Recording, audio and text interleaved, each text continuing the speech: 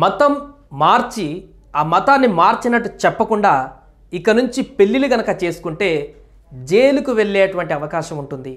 ఖచ్చితంగా ఈ నిర్ణయాన్ని అమలు చేసేందుకు రాష్ట్ర ప్రభుత్వం తీవ్రమైనటువంటి సీరియస్ యాక్షన్ తీసుకోబోతుంది. కాకపోతే అది మన తెలుగు రాష్ట్రాలు కాదు, హర్యానా రాష్ట్రంలో సంచలన నిర్ణయం తీసుకుంది.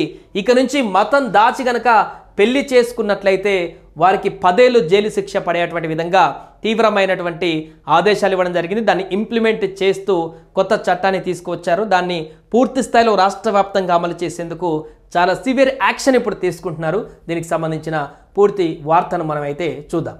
మతాన్ని దాచబెట్టి మోసపూరితంగా వివాహం చేసుకుంటే వారిపై ఇక నుంచి కఠిన చర్యలు తీసుకోవాలని హర్యానా ప్రభుత్వం నిర్ణయించింది.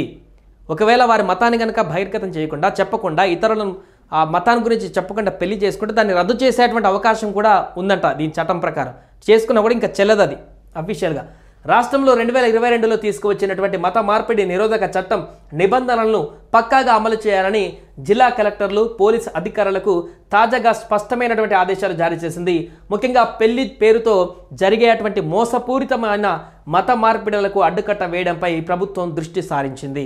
ఈ చట్టం ప్రకారం ఎవరైనా తమ మతాన్ని దాచిపెట్టి వివాహం చేసుకున్నట్లు రుజువైతే ఆ పెళ్లిని రద్దు చేస్తారు. అంతేకాకుండా బాధ్యులైన వ్యక్తిపైన చట్టపరమైనటువంటి విచారణ జరిపి కఠిన శిక్ష కూడా పడేలా చేస్తారు. వివాహం కోసం మతం మారడం లేదా మార్పించడం కూడా ఈ చట్టం కింద నేరంగా పరిగణిస్తారు. బలవంతం, మోసం, ఒత్తిడి, ప్రలోభం లేదా డిజిటల్ మాధ్యమాల ద్వారా మత మార్పిడికి ప్రయత్నించిన కఠిన చర్యలు తప్పవని ప్రభుత్వం హెచ్చరించింది.